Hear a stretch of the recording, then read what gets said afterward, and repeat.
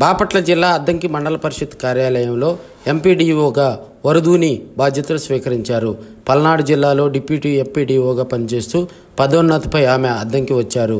ఆమె ఈ సందర్భంగా మాట్లాడుతూ ప్రజలకు ఏమైనా సమస్యలు ఉంటే నేరుగా వచ్చి తనకు తెలియజేయాలని, వాటిని పరిష్కరించే దిశగా కృషి చేస్తానని చెప్పారు.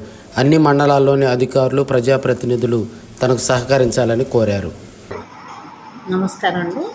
నా పేరు బి వరూధిని. నేను పెదనందిపాడు డిప్యూటీ ఎంపీడీఓగా చేస్తూ పదోన్నతి మీద ఇక్కడికి వచ్చాను. ఎంపీడీఓగా జాయిన్ అయ్యాను ఈరోజు.